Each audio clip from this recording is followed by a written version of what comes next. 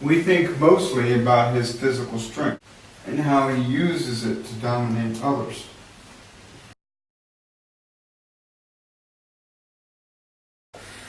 But now, in many respects, one of the great themes of The Great Gatsby is this distinction between appearance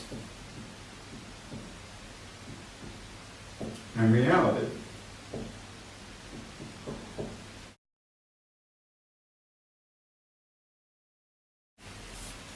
Gatsby, after all, isn't who he seems to be. And in a way, his parties are like theater. Is theater about reality, or is it about illusion? Illusion. So now, if we take this distinction, and we see that it is one of the major themes in The Great Gatsby, let's imagine how we can use this distinction to interpret the character of Tom.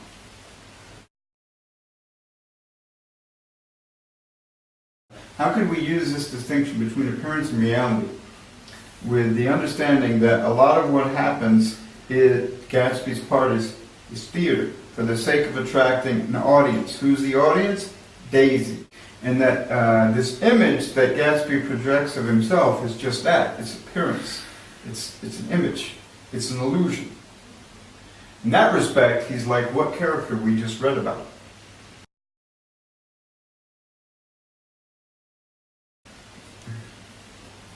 What character did we?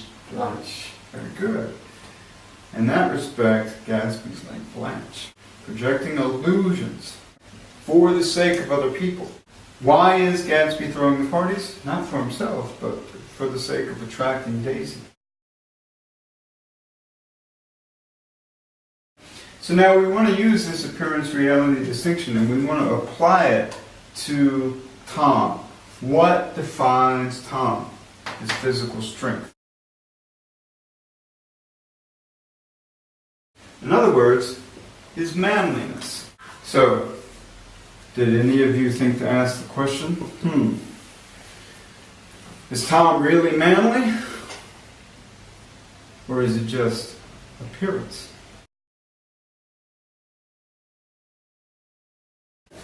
If you're manly, you're going to take on someone bigger than you. So,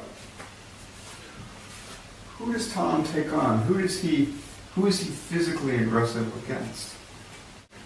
He breaks Myrtle's nose. Do you guys remember that? It's in the movie too. If you watch the movie, you saw it happen. Because she's sitting there going, I'll say Daisy whenever I want. And she goes, Daisy, Daisy, Daisy. And he backhands her and he breaks her nose. Now, so remember our working definition of manliness. If you're manly, you're going to take on someone your size or bigger. Is Tom Buchanan being very manly by beating up on a girl? What else is sort of a demonstration of manliness? Well, for example, what great war had just taken place? The First World War.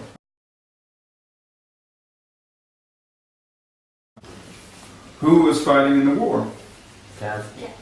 Gatsby? Who else? Nick. That's right. Why couldn't Nick attend Tom and Daisy's wedding? He studied at Yale. No, because Tom and Nick were at Yale together.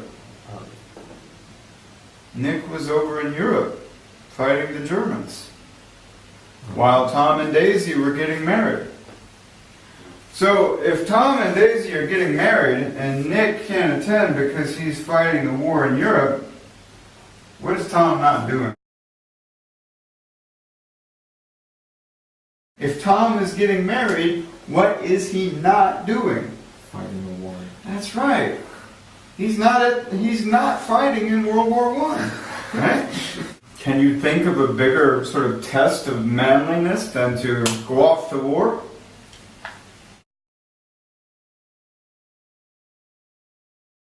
I mean, it's one that Gatsby participates in, it's one that Nick participates in, but somehow mysteriously Tom could not participate in it. Doesn't seem very manly.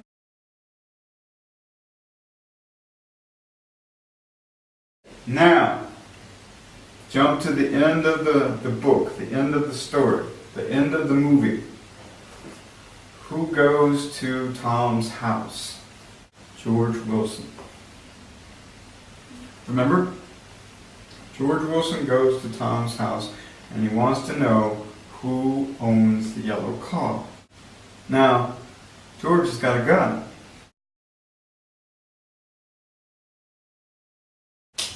Look, Tom is wealthy and he's, physically sort of aggressive and intimidating.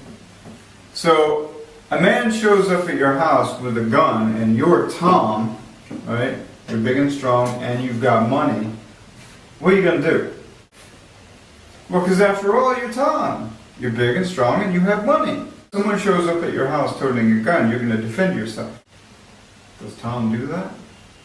No. So see, the only confrontation in the book where Tom would have been justified to use sort of physical force, does he do it?